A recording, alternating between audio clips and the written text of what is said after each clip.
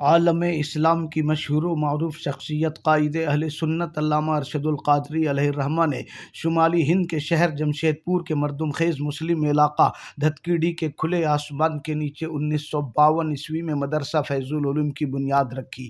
اسی کے ساتھ ہی ٹاٹا اسٹیل کمپنی سے ادارے کے لیے قطع زمین حاصل کرنے کی جد و جہد شروع ہو گئی۔ 31 مارچ 1955 عیسوی میں 15,000 اسکوائر فٹ زمین ٹاٹا اسٹیل کمپنی نے ادارے کے نام کر دی۔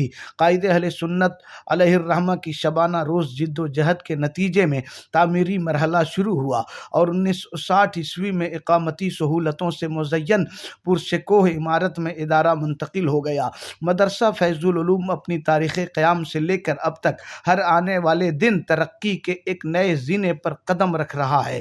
یہ دیکھیے، ادارے کے صدر دروازے کے باہر فلک بوس عمارت اور اس کے داہنی جانب قائد اہل سنت علامہ ارشد القادری علیہ الرحمہ کا مزار مقدس ہے جو مرجع خلائق ہے۔ یہ مرکزی آفس ہے جس میں استقبالیہ لاؤنج کے ساتھ ناظم دفتر، اکاؤنٹنٹ اور حساب و کتاب پر نظر رکھنے والے عملہ کے لیے کیبن تیار کیے گئے ہیں۔ اسی سے متصل سیکریٹری مدرسہ فیض العلوم کی آفس ہے۔ الحمدللہ مدرسہ فیض العلوم میں اس وقت 350 کے قریب طلبہ زیر تعلیم ہیں جن کے تعام و قیام کا انتظام کمیٹی کرتی ہے۔ ہمارے یہاں درجہ حفظ کے ساتھ درس نظامی میں تخصص فی الفقہ تک پڑھائی جاتی ہے۔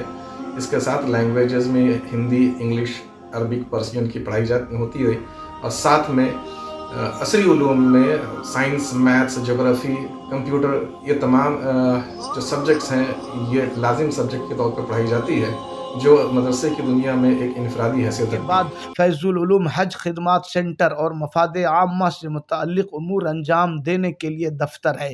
آگے چل کر فیض العلوم کمپیوٹر سینٹر کے لیے مختص کلاس روم اور لیب ہے اور پھر اس سے متصل فیض العلوم دارالافتاء والقضاء کی جدید سہولیات سے مزین آفس ہے۔ اب آئیے اس عمارت کی دوسری جانب چلتے ہیں۔ یہ دیکھیے، ادارہ حاضہ کے صدر و محتمم کی آفس جس میں بانی ادارہ علیہ الرحمہ میر محفل کی حیثیت سے رونق افروز رہا کرتے تھے۔ اس کے بعد جدید سہولیات سے مزین قادری ہال ہے جس میں طلبہ، اساتذہ اور عوام کے لیے گاہے بگاہے علمی، دینی، روحانی اور فلاحی پروگرام ہوتے رہتے ہیں۔ اسی سے متصل ہزاروں کتابوں پر مشتمل انجمن فیضان ملت کے نام سے ایک عظیم لائبریری ہے۔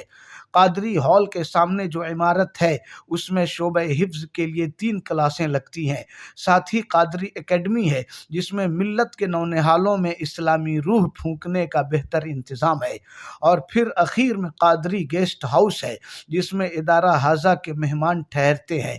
اور پھر صحن ادارہ کے کونے میں جو سیڑھی دکھائی دے رہی ہے، اس سے اوپر جائیں تو فیضی کیفے کے نام سے ادارے کی کینٹین ہے جہاں ناشتہ، چائے اور دوسرے ضروری سامان دستیاب ہے۔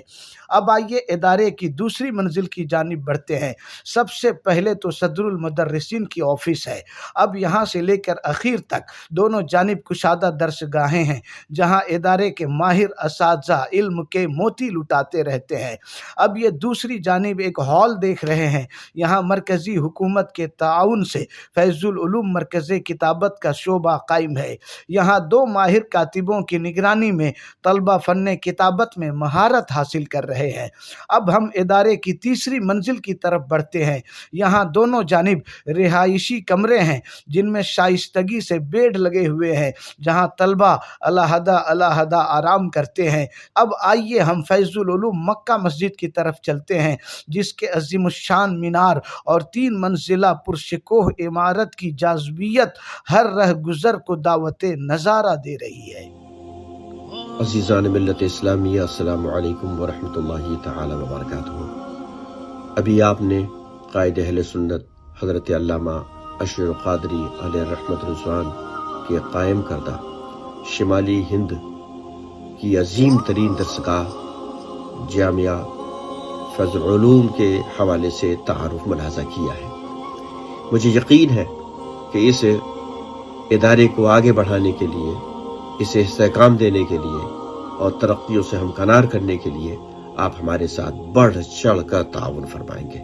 والسلام علیکم ورحمۃ اللہ۔